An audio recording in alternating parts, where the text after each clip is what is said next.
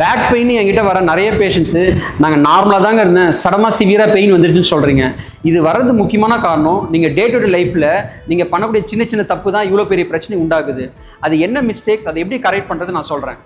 நிறைய பேர் பார்த்தீங்கன்னா உட்காரும் போது ஒரு சைடு சாஞ்சு உட்காருவாங்க, காலை உள்ளே இன்சர்ட் பண்ணி உட்காருவாங்க. இதனால ஸ்பைனுக்கு எக்ஸசிவாக லோட் ஆகிட்டு டிஸ்க் பல்ஜு, சயாட்டிக்கா இந்த மாதிரி பிரச்சனையும் உண்டாயிட்டு பிளட் ஃப்ளோவும் கம்மியாகும். இதை அவாய்ட் பண்ணுறதுக்கு நீங்கள் எப்பவுமே உட்காரும் போது எரெக்டான போஸ்டரை மெயின்டைன் பண்ணணும். Second, prolonged sitting.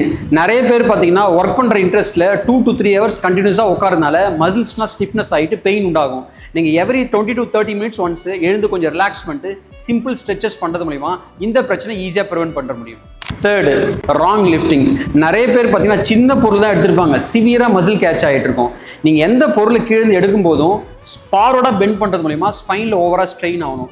ஸ்குவாட் பண்ணிவிட்டு உங்கள் தை மசிலை யூஸ் பண்ணி கோரை ஆக்டிவேட் பண்ணி லிஃப்ட் பண்ணுறது மூலிமா பேக்கில் ஏற்படுற பெயினை ஈஸியாக ப்ரிவென்ட் பண்ண முடியும். நான் சொன்ன இந்த விஷயத்தால் ரெகுலராக ஃபாலோ பண்ணிங்கனாவே ஃப்ரீக்வெண்ட்டாக ஏற்படுற பேக் பெயினை ஈஸியாக ப்ரிவென்ட் பண்ணிட முடியும். உங்களுக்கும் பேக் பெயினால் சஃபர் ஆகிட்டீங்க அப்படின்னா எனக்கு கமெண்ட்டில் பேக் பெயின் சொல்லுங்கள், நான் உங்களை ப்ராப்பராக கைட் பண்ணுறேன். இந்த மாதிரி யூஸ்ஃபுல்லான கண்டென்ட்டுக்கு நம்ம சேனலை சப்ஸ்கிரைப் பண்ணுங்கள்.